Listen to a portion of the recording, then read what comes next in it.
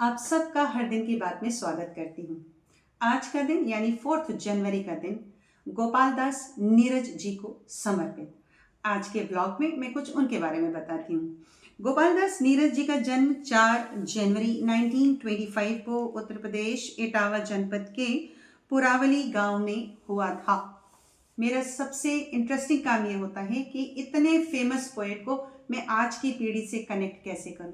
तो मैं गोपाल दास नीरज जी की बॉलीवुड यात्रा से कहानी शुरू करती हूँ। गोपाल दास नीरज जी की सबसे मशहूर कविता जो बाद में गाने के रूप में प्रचलित हुई वो मैं यहाँ से शुरू करती हूँ। पिक्चर का नाम है मेरा नाम जोकर। मेरा नाम जोकर के जो हीरो थे वो थे राज कपूर जी। गोपाल दास नीरज जी की ये जो कविता है वो शंकर जयकिशन जी को सुनाई गई और शंकर जयकिशन जी को शायद समझने में जो फेर हुआ हो उन्हें बिल्कुल पसंद नहीं आई। एक्चुअली बॉलीवुड की ये परंपरा है कि पहले ट्यून बनाई जाती है, यानी पहले संगीत दिया जाता है, म्यूजिक दी जाती है, फिर उस म्यूजिक के मीटर पर, लयता पर लाइंस लिखी जाती हैं और एक सॉन्ग आपके सामने रेडी होता है। पर ये जो सॉन्ग मैं आपको सुनाने जा रही हूँ, पिक्चर का नाम है मेरा नाम जोकर। इस मूवी में ये सॉन्ग पहले लिखा गया है, यानी गोपाल दास नीरज जी द्वारा रचित इस कविता के भाव को पहले म्यूजिशियन ने समझा है और म्यूजिक को दिया गया है। ये इसको इस गीत के के जो सिंगर हैं वो हैं हमारे मन्ना डे जी। मैं अगर डिफाइन करूं मन्ना डे जी के इस सॉन्ग को तो मैं कहूँगी कि शायद यहाँ से मन्ना डे जी के इस सॉन्ग से रैप म्यूजिक का जन्म हुआ होगा, लोगों को क्लिक किया होगा। जयकिशन जी के रिफ्यूज करने के बाद गोपाल दास नीरज जी ने इस कविता को पढ़ के गाने के रूप में जब उन्हें सुनाया तो ये सॉन्ग बनकर सामने आया। मैं अपनी नई पीढ़ी के लोगों के लिए ये सॉन्ग निवेदित करती हूँ, सुनिएगा। ए भाई जरा देख के चलो, ए भाई जरा देख के चलो, आगे ही नहीं पीछे भी, दाएं ही नहीं बाएं भी, ऊपर ही नहीं नीचे भी। ए भाई, ए भाई जरा देख के चलो, आगे ही नहीं पीछे भी, दाएं ही नहीं बाएं भी, ऊपर ही नहीं नीचे भी। तू जहाँ आया है वो तेरा घर नहीं, गली नहीं, गांव नहीं, कुछ नहीं, बस्ती नहीं, रास्ता नहीं, दुनिया है।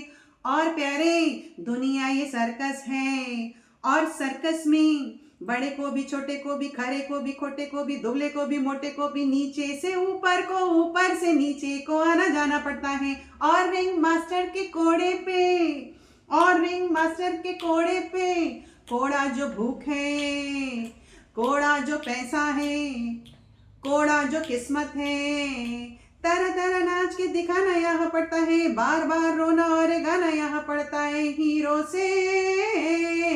हीरो से जोकर बन जाना पड़ता है।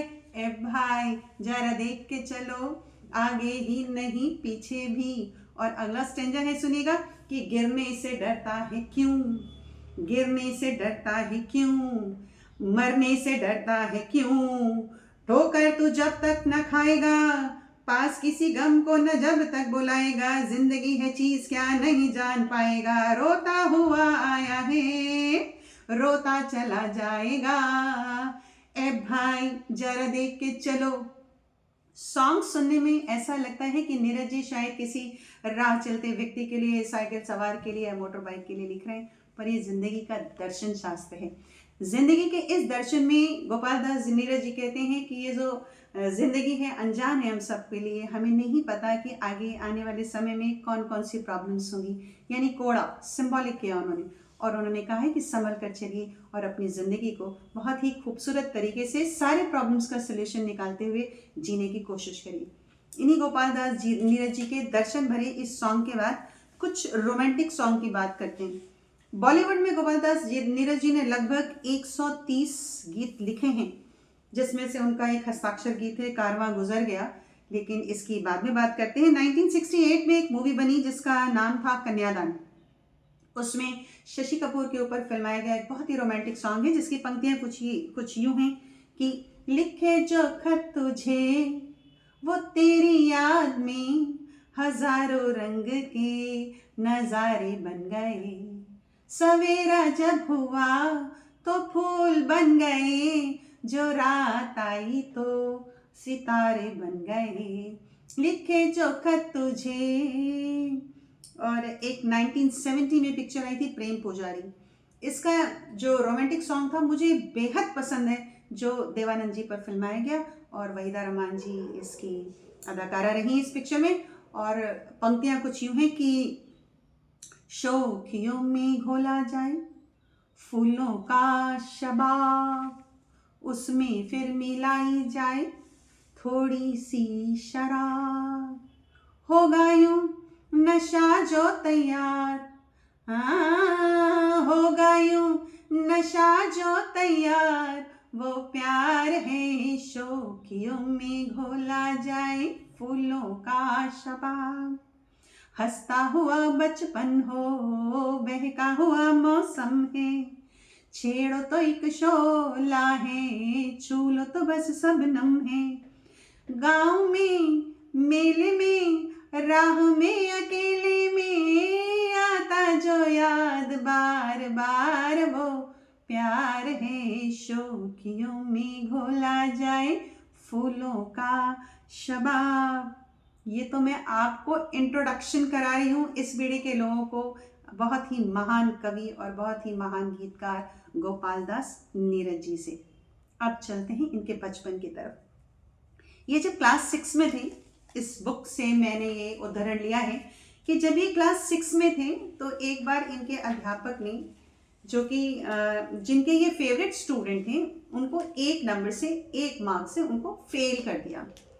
फेल होने के बाद गोपाल दास नीरज जी बहुत हतोत्साहित हुए। कारण ये था कि उस समय इनकी आर्थिक स्थिति यानी फाइनेंशियल कंडीशन ठीक नहीं थी, क्योंकि ये एक अच्छे स्टूडेंट थे तो इनको इनके पढ़ने के बेसिस पे, इनकी शार्पनेस के बेसिस पे स्कॉलरशिप मिलती थी।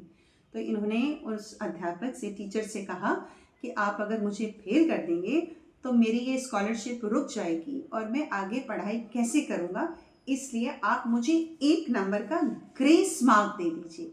हिंदी में बोले तो कृपांक दे दीजिए।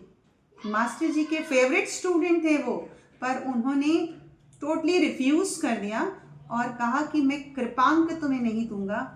तो उन्होंने, गोपाल दास नीरज जी ने कहा कि पढ़ूंगा कैसे आगे गुरुजी। गुरुजी ने कहा मैं तुम्हारी फीस भर दूंगा, लेकिन 1 नंबर का ग्रेस मार्क नहीं दूंगा।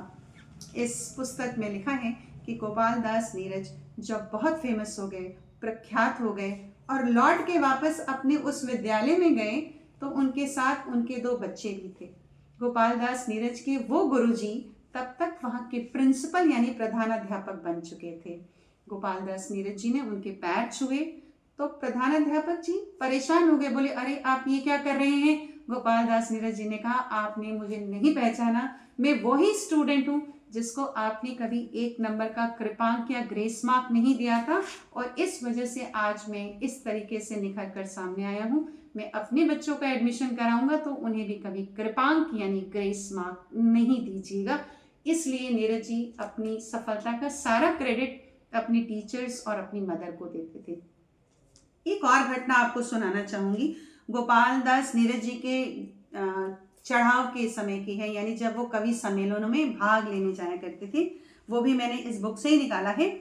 लिखा है इसमें कि एक बार गोपाल दास नीरज जी एक कवि सम्मेलन में भाग लेने गए, और उस कवि सम्मेलन की बात कुछ यूँ थी कि उस समय वो अलीगढ़ में प्राध्यापक के पोस्ट पर थे। अलीगढ़ के उस कॉलेज का नाम है धर्म समाज कॉलेज। वो उस समय प्राध्यापक हो चुके थे, और यहाँ पर भिंड में एक कवि सम्मेलन का आयोजन किया गया, उत्तर प्रदेश के भिंड में। जब कवि सम्मेलन के आयोजकों ने, जो वो कवि सम्मेलन करा रहे थे, गोपाल दास नीरज जी को इनवाइट किया, तो नीरज जी ने कहा कि ठीक है, परंतु आप मुझे रात में छोड़ देंगे, इस वादे के साथ मैं इस कवि सम्मेलन में पार्टिसिपेट करूंगा। लोगों ने पूछा क्यों। आयोजकों के पूछने पर नीरज जी ने कहा कि मैं ये चाहता हूँ कि कवि सम्मेलन खत्म होने के बाद अगर आप रात में मुझे भिंड से इटावा स्टेशन तक छोड़ दें, तो मैं इटावा से अपर इंडिया एक्सप्रेस पकड़ के अलीगढ़ पहुंच सकता हूं, और दूसरे दिन सुबह अलीगढ़ में अपना कॉलेज ज्वाइन कर सकता हूं। वो अपनी जिम्मेदारी यानी अपनी ड्यूटी से अवे नहीं होना चाहते थे, नहीं चाहते थे कि उन्हें 1 दिन का अवकाश लेना पड़े। जो उस कवि सम्मेलन के आयोजक थे वो रेडी हो गए। कवि सम्मेलन चला। कवि सम्मेलन रात में जब खत्म हुआ तो उनको एक जीप में बिठाया गया, उनका पारिश्रमिक देकर, यानी उन्होंने जो काम किया उसका पेमेंट देके उन्हें जीप में बिठाया गया और कहा गया कि ये जीप आपको इटावा स्टेशन तक छोड़ देगी। उस जीप को भिंड से चल के, भिंड मुरैना वाले क्षेत्र से चल के इटावा तक जाना था। उस जीप में 2-3 लोग सवार हुए गोपाल दास नीरज जी के साथ, जिन्हें जिन्हें जाना था। अच्छा हुआ क्या कि रास्ते में जीप का डीजल खत्म हो गया। अब वो घना जंगल और मान सिंह डकैत का एरिया हुआ करता था। मान सिंह डकैत के आदमियों ने जब देखा कि एक जीप जंगल में रुकी है जिसमें 3-4 लोग बैठे हैं, तो वो भाई अपनी राइफल वगैरह लेकर पहुंच गए और उन्होंने मान सिंह की पूरी टीम को, इनकी गोपाल दास नीरज जी की पूरी टीम को नीचे उतारा और पूछा कि आप कौन है। पूरा इंटरव्यू लिया उनका। गोपाल दास नीरज जी से पूछा गया आप कौन हैं, आप यहाँ क्यों आए हैं। उन्हें लगा कि कहीं ये पुलिस के लोग तो नहीं हैं। गोपाल दास नीरज जी ने अपना पूरा इंट्रोडक्शन दिया, लेकिन वो लोग नहीं माने। वो उनको सबको, चारों लोगों को पकड़ के मानसिंह डकैत के सामने ले गए। मानसिंह डकैत ने उनका फिर से इंटरव्यू लिया। मानसिंह डकैत जी ने उनसे पूछा, जो इस बुक में लिखा है, उन्होंने, मानसिंह डकैत ने उनसे पूछा, नीरज जी से पूछा कि वो कौन है। नीरज जी बोले, मैं कविता पाठ करने वाला एक कवि। मानसिंह ने कहा, अच्छा तो आप ग्रंथी हैं। नीरज जी बोले, यही समझ लो। मानसिंह ने कहा, ठीक है फिर कोई कविता सुनाओ। नीरज जी खुश हो गए। उन्होंने सूरदास जी का एक बहुत सुंदर सा भजन मानसिंह को गाकर सुनाया और भजन की पंक्तियां कुछ यूं हैं कि प्रभु मेरे अवगुण चित न धरो, प्रभु मेरे अवगुण चित न धरो, समदर्शी प्रभु नाम तिहारो, अपने पन ही करो, प्रभु मेरे अवगुण चित न धरो। यानी वो ये कह रहे हैं कि हे प्रभु, आप मुझ में अच्छा या बुरा मत देखो, मेरी अच्छाई और बुराई मत देखो, आप तो सबको एक रूप से निहारते हो, एक रूप से देखते हो, मुझे हमेशा अपने गले से, अपने चित्त से लगा के रखो, मेरे साथ कोई दुराव का व्यवहार ना करो। ये पुस्तक कह रही है कि मानसिंह की आंखों से अश्रुधारा बह निकली, वो रोने लगे और मानसिंह ने उनको 100 रुपये दिए। अपने आदमियों से कहा कि इन लोगों की जीप में पहले डीजल भरवाओ, फिर इन्हें जीप में बिठाकर जंगल के बाहर छोड़कर आओ। इस घटना का जिक्र लोग कई बार करते हैं। तो गोपाल दास नीरज जी एक धीर, गंभीर और निर्भीक आदमी थे। अगर हम नीरज जी की बात करें तो उनकी एक हस्ताक्षर कविता है जो कि उनको एक इंटरनेशनल फेम दिलाती है। इंटरनेशनल फेम का मतलब जब रेडियो में बजा तो इस सॉन्ग को बाहर तक लोगों ने सुना। और ये भी एक मूवी का है और मूवी का नाम है नए दौर। मैं पंक्तियां गुनगुनाना चाहती हूँ कि स्वप्न झरे फूल से, मीत चुभे शूल से, स्वप्न झरे फूल से, मीत चुभे शूल से, लुट गए श्रृंगार सभी बाग के बबूल से, और हम खड़े खड़े बाहर देखते रहे, कारवां गुजर गया गुबार देखते रहे, कारवां गुजर गया गुबार देखते रहे। तो बस यहीं पे समापन करती हूँ। धन्यवाद।